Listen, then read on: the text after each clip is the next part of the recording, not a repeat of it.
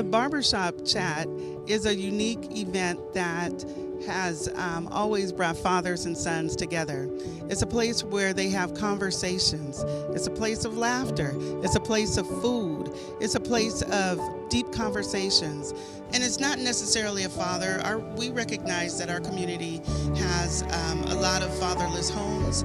It's for the mothers that are standing in that gap. It's for the aunties and the coaches, all of those adult figures that stand in the gap for those parental roles. It's important for events like this to bring them out, to have those conversations, and to empower our youth and to empower that relationship. That's where bonds are formed. We've got a lot of topics today that we're going to be discussing, some of which is going to be education and gun violence. If any of you have been aware, recently there's been a recent string of gun violence. We are losing far too many young people to violence. Gun violence is definitely a huge topic to discuss, but I think the first thing you probably want to think about is prevention versus intervention.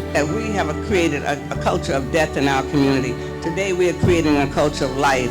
When we invest in our youth, you know, these shirts acknowledge we are amazing, and I look at all of the talent that all of our youth have, and then to see it literally at times when you have it where you're at a shooting scene, lost so quickly. And we really need to make sure that those programs have those investments, they have everything, so we're not seeing that violence on the streets. I know that the person who killed Connor is not the most evil person in the world. I know that that person needed something, because if they had all the love and mentorship and were a part of all these programs that are sitting on the panel in front of us, they wouldn't have been able to take someone else's gifts away so easily. It's so important. We have got to give our kids something to do, an alternative to negative problems, an alternative to hanging around with negative people. Because if we don't give them something to do, somebody else will. And that's what we're trying to get away from. You know, that's one of the things that I always say. You know, I would rather buy books, I would rather share books instead of going downtown putting money on books for someone. So I believe that intervention is so important. It keeps those young men focused. It keeps them without getting in trouble.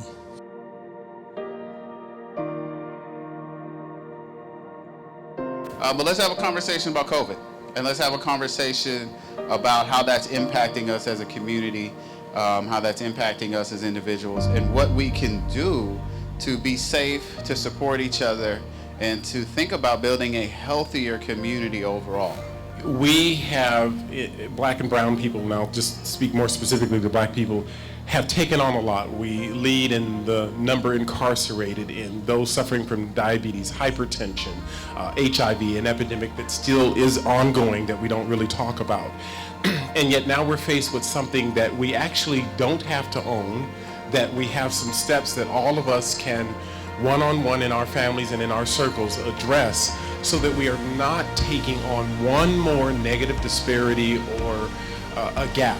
And make sure that what we see in the internet is something that is validated rather than misinformation. And it could be very difficult to decipher and distinguish what is evidence-informed and what is misinformation. Most of the problem is mostly trusting in the people to keep their mask on or to get vaccinated and keep each other safe. On one hand, going back to school means that we would get a better education, and learning online is never easy. You don't have the classroom setting, it's harder to ask questions, so there's all these obstacles you have to face. But going back also, like it was spoken, is giving so much trust into your peers, and you getting COVID doesn't only mean that your life is affected, it also means the people around you, your loved ones, are also affected. What community means to me is a group of people come together, celebrate their differences, and enjoy time together.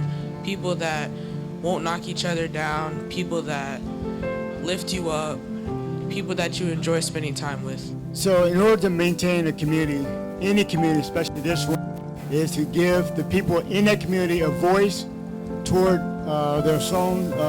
their own future.